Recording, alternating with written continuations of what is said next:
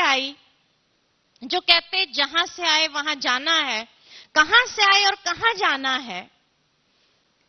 3 लोक है ये, जहां नीचे है साकारी मनुष्य लोक, जो 5 तत्वों की दुनिया है। इस लोक से ऊपर एक और लोक है जिसको कहते सूक्ष्म देव लोक, कि जहां पर सूक्ष्म देवताएं निवास करते हैं। और उससे ऊपर एक और लोक है जिसको कहते परलोक, जिसको अनेक धर्मों में अनेक नामों से जाना गया है। किसी ने उसको परम धाम कहा, किसी ने उसको शांति धाम कहा, जो शांति का धाम है। किसी ने उसको सचखंड कहा, किसी ने उसको रूहानी दुनिया कहा, किसी ने उसको 7वां आसमान कहा, 5 तत्व, 6ठा सूक्ष्म लोक, 7वां आसमान। किसी ने उसको मोक्ष धाम कहा, जहां आत्मा अपने मुक्त स्वरूप में निवास करती है, परमात्मा भी जहां मुक्त स्वरूप में निवास करते हैं। किसी ने उसको अखंड ज्योति का ब्रह्म महतत्व कहा। ब्रह्म महतत्व 5 तत्व की दुनिया से पार एक 6ठा महान तत्व है, जो दिव्य ज्योति का तत्व है। ऐसे अनेक नाम हैं, लेकिन हम उसको कहते हैं अपना प्यारा घर, क्योंकि घर ऐसा स्थान है जहां व्यक्ति का विशेष लगाव होता है।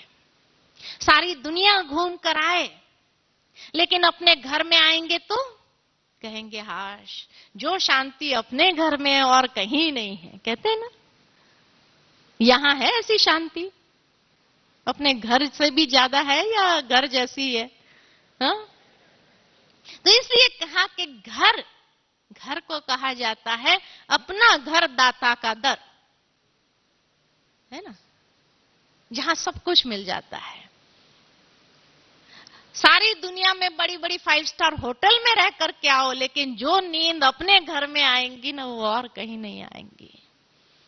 इसीलिए कई बार कई लोग बहुत समय बाहर घूम के आते हैं तो क्या कहते, होम सिकनेस आ गई है, घर याद आ गया है, होम स्वीट होम कहते हैं। तो ये परम धाम अपना प्यारा घर है, जहां से हम इस संसार में आए, जहां वापस जाना है। लेकिन कई बार कई लोग जब बहुत थक जाते हैं ना, तो क्या कहते हैं, हे प्रभु अब तो मोक्ष मिल जाए तो अच्छा है, देख लिया ये दुनिया क्या है, अब तो मोक्ष मिल जाए तो बहुत अच्छा है, इसलिए मोक्ष के लिए पुरुषार्थ करते, परमानेंट चले जाना, अब देख लिया ये संसार क्या है। कई लोग समझते नहीं, जा करके थोड़ा रेस्ट करके फ्रेश होके फिर आए, टेम्पररी मुक्ति चाहिए। और कई लोग सोचते हैं जाना ही नहीं है, दुनिया बहुत अच्छी है, क्यों जाना चाहिए। आप अपने विचारों को बदली करो, अपनी मनोवृत्ति बदली करो। आप लोग क्या चाहते हैं?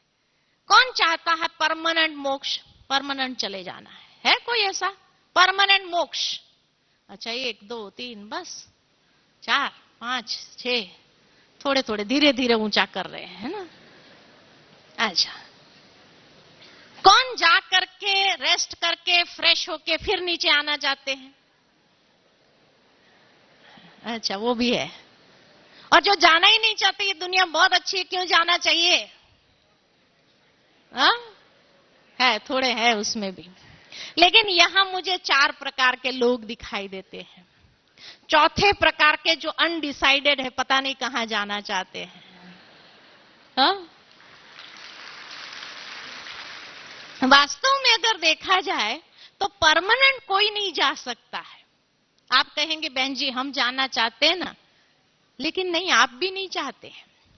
एक छोटा सा उदाहरण में अगर दूं आपको, तो एक बड़ी बिल्डिंग है, उस बिल्डिंग में 50-60 फ्लैट्स हैं। उस बिल्डिंग के नीचे एक प्लेग्राउंड है, जहां वैकेशन का टाइम है और सारे बिल्डिंग के बच्चे आकर खेलते हैं। मान लो कि आप भी उस बिल्डिंग में रह रहे हो, और आपका भी बच्चा है, वो कहता है मुझे नीचे जाना है, आप उसको मना कर दो, बेटा नीचे जो खेल चल रहा है ना, बड़ा रफ खेल चल रहा है, तुम्हारे पास इतने खिलौने हैं ना, ये खेलो ना, सारे कंप्यूटर गेम्स है, इतना सारा खिलौने है, खेलो। मान जाएगा? नहीं। उस समय उसको वो कंप्यूटर गेम्स भी अच्छी नहीं लगती है, वो खिलौने अच्छे नहीं लगते, नीचे जाना है, जिद करता है। आप उसको समझाओ कि बेटे नीचे जो खेल चल रहा है ना, हार जीत का खेल है, और उसमें बहुत चीटिंग चल रही है। कोई तेरे को धक्का देकर गिरा देगा, चोट लगी, फिर तुम हार जाएगा तो क्या कहेगा? कोई बात नहीं, हार गया तो हार गए, इसमें क्या है, लेकिन जाना जरूर है। आखिर उसको आपने छुट्टी दिया, गया नीचे, खेल में इन्वॉल्व हुआ, खेलने लगा, सारा दिन खेलता रहा। दोपहर में भोजन के लिए भी बस आया, खाया, भागा, है ना। जैसे जैसे शाम ढलने लगी, वैसे वैसे चीटिंग बढ़ती गई, और किसी ने जोर से उसको धक्का दे दिया, चोट लगी, रोने लगा, आपने आवाज सुना, क्या करेंगे? दौड़ेंगे नीचे, जाकर के सारे बच्चों को कहेंगे अच्छा बहुत खेल लिया अभी सभी ने, आज सारा दिन बहुत खेले, अब सब अपने अपने घर जाओ। क्योंकि मालूम है जब सब नहीं जाएंगे तब तक खुद का बच्चा भी ऊपर आने वाला नहीं है, इसलिए सब बच्चों को भेज करके खुद के बच्चे को भी ले आएंगे, साफ स्वच्छ करके मलहम पट्टी लगाकर कुछ खाना पीना दिया, अच्छा बेटा सो जा, सो गया। दूसरे दिन जब वो खेल आरंभ होगा तो जाएगा नहीं जाएगा? जाएगा। इसी तरह हमारे पिता ने भी हमें कहा बेटे बैठे रहो ऊपर, क्या करना है नीचे जाकर? हमने भी क्या कहा? नहीं जाना है। अरे ऊपर इतनी शांति है, इतना स्वतंत्रता है, तो भी हमने क्या कहा? नहीं जाना है जरूर। हमको समझाया गया नीचे का जो खेल चल रहा है ना, बड़ा रफ खेल है, कोई धोखा देगा, धक्का देगा, चोटें देगा, दिल की चोटें देगा, हाँ क्या करोगे फिर? कोई बात नहीं, हमने भी यही कहा। अरे ऊपर बैठ के करेंगे क्या, नीचे इतना लाइवली खेल चल रहा है, हम भी नीचे जाएंगे। ठीक है जाओ। और इसलिए जैसे जैसे नीचे आते गए तो जो है वो तो है ही है, चोला बदल बदल कर यही है, और ऊपर से भी जो आ रहे हैं ना, इसीलिए पॉपुलेशन बढ़ता जा रहा है। नहीं तो इतनी बस्ती कहां से आई, इतनी आत्माएं कहां से आई? कईयों के प्रश्न होते, ये आत्मा इतनी सारी बढ़ती कैसे जा रही है दुनिया के अंदर? अरे जो है वो तो है ही है, और ऊपर से भी जो नीचे उतर रही है।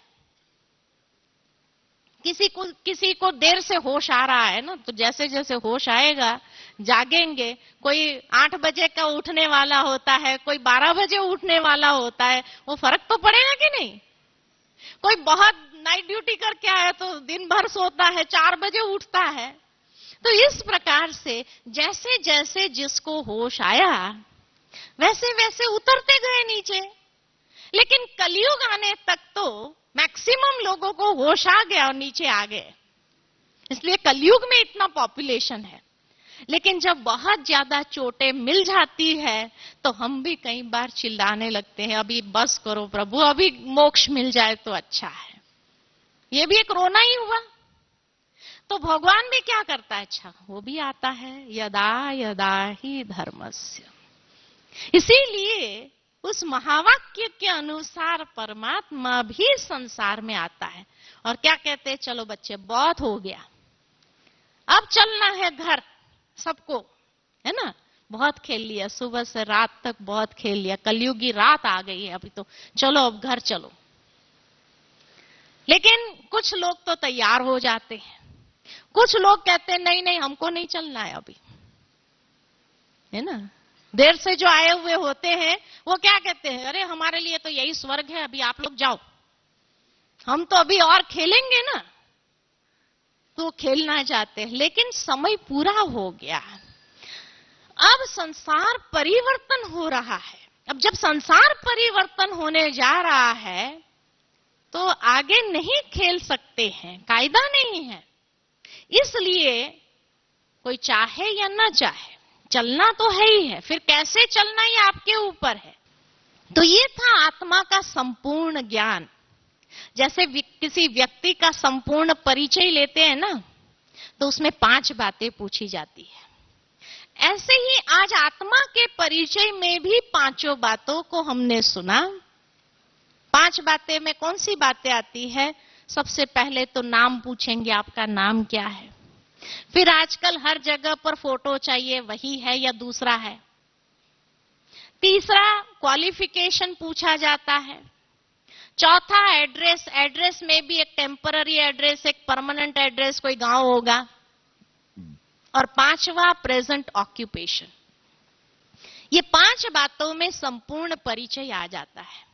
ऐसे ही आज आत्मा के परिचय में भी 5 बातों को देखा कि जिस चैतन्य शक्ति का नाम है, आत्मा कहो, रूह कहो, शक्ति कहो, सोल कहो, जो भी कहो, एनर्जी कहो, उसी आत्म शक्ति के लिए कहा गया, आत्मा के लिए कहा गया, जिसका स्वरूप है अति सूक्ष्म दिव्य ज्योति प्रकाश पुंज नूर स्वरूप है, ज्योति स्वरूप। इसीलिए व्यक्ति शरीर छोड़ता है तो ज्योत जलाई जाती है कि जो चैतन्य ज्योत थी वो चली गई, उसकी यादगार में वो ज्योत जलाई गई।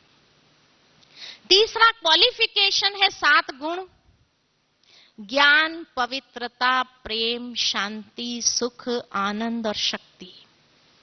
ये उसके क्वालिफिकेशन है। एड्रेस है टेम्पररी एड्रेस भ्रुकुटी के मध्य में, और परमानेंट एड्रेस परम धाम, शांति धाम, जहां से आए हैं।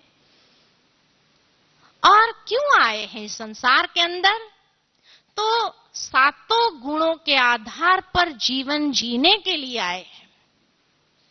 ये 7 गुणों में भी इतनी शक्ति है, आत्मा में जो क्षमता है, तो उस क्षमता का प्रत्यक्ष करने के लिए, उस क्षमता को कार्यान्वित करने के लिए उसको स्पेस तो चाहिए।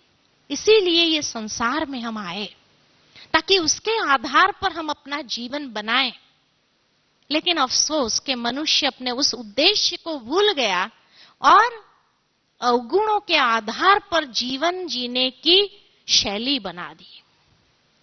वास्तव में हमारी जीवन शैली ये 7 गुणों के आधार पर होनी चाहिए। यही वास्तविक जीवन है। तो ये है आत्मा के इस संसार में आने का उद्देश्य।